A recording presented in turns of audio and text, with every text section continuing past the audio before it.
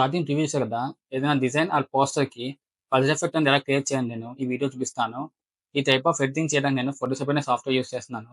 ఈ software use చేసి మనం డిఫరెంట్ టైప్ ఆఫ్ ఎడిటింగ్స్ చేసుకోవచ్చు. ఈ ఛానెల్‌లో నేను డిఫరెంట్ టైప్ ఆఫ్ ఎడిటింగ్స్‌ని షార్ట్ ఫార్మ్ కంటెంట్ అప్‌లోడ్ చేస్తున్నాను. కావాలంటే ట్రై చేయండి. మీరు గనుక మన ఛానెల్ ఫస్ట్ టైమ్ వచ్చినట్టయితే నా పేరు జేకే సార్ రెడ్డి. నేను ఒక graphic designer, video editor and content writer. ఇప్పుడు మనం ఏమాత్రం లేట్ చేయకుండా ఇంక ఈ టాపిక్‌ని స్టార్ట్ చేసేద్దాం. ఫస్ట్ మీరు ఫోటోషాప్ ఓపెన్ చేసుకొని, ఫోటోషాప్‌లో ఒక న్యూ ఫైల్ క్రియేట్ చేసుకోవాలి.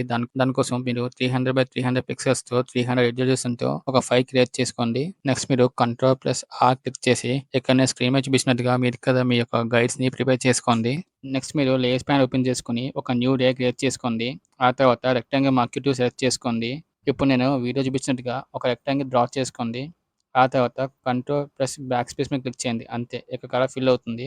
నెక్స్ట్ మీరు మళ్ళీ టూల్స్ బార్‌కెళ్ళి టూల్స్ బార్‌లో ఎలిప్స్ మార్క్ టూల్ సెలెక్ట్ చేసుకోండి. నెక్స్ట్ మీరు కంట్రోల్+D క్లిక్ చేయండి. ఇలా క్లిక్ చేయడం వల్ల ముందు మీరు సెలెక్ట్ చేసిన రెక్టాంగిల్ యొక్క సెలక్షన్ అనేది డిసేబుల్ అవుతుంది. ఆ తర్వాత ఎలిప్స్ మార్క్ టూల్‌తో ఇక్కడ చూపించినట్టుగా ఒక సర్కిల్ ఫార్మ్ చేసుకొని కంట్రోల్ బ్యాక్ స్పేస్ క్లిక్ చేయండి. ఇలా క్లిక్ చేయడం వల్ల ఆ సర్కిల్‌లో కలర్ అనేది ఫిల్ అవుతుంది. నెక్స్ట్ మీరు ఇక్కడ వీడియో చూపించినట్టుగా ఆ సెలక్షన్‌ని కిందకి మూవ్ చేసుకొని అక్కడ డిలీట్ క్లిక్ చేయండి. ఆ పార్ట్ ఒక సెలక్షన్ అనేది డిలీట్ అవుతుంది. ఇప్పుడు కంట్రోల్ D క్లిక్ చేయండి. నెక్స్ట్ మీరు లేయర్స్ ప్యానెల్ ఓపెన్ చేసుకొని ఇప్పుడు క్రియేట్ చేసిన లేయర్‌ని డూప్లికేట్ చేసుకోండి.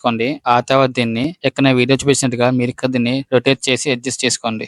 నెక్స్ట్ మీరు ఎడిట్ ఆప్షన్‌లోకెళ్ళి ఇక్కడ మీకు డిఫైన్ ప్యాటర్న్ అనే ఆప్షన్ ఉంటుంది. ఈ ఆప్షన్ మీద క్లిక్ చేసి ఇప్పుడు క్రియేట్ చేసిన ఈ లేయర్స్‌ని ఒక ప్యాటర్న్ కింద సేవ్ చేసుకోండి.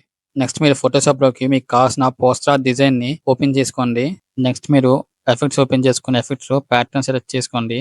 ఆ తర్వాత మీరు ఇందాక క్రియేట్ చేసిన ప్యాటర్న్ సెలెక్ట్ చేసుకొని మీకు కావాల్సినట్టుగా దీన్ని స్కేల్ చేసుకొని క్లిక్ చేసి ఓకే చేయండి.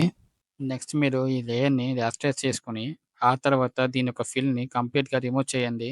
నెక్స్ట్ మీరు ఎఫెక్ట్స్‌లోకెళ్ళి దీన్ని లేయర్ స్టైల్ ఓపెన్ చేయండి. లేయర్ స్టైల్‌లో bevel and emboss and stroke ఎఫెక్ట్‌ని ఎనేబుల్ చేయండి.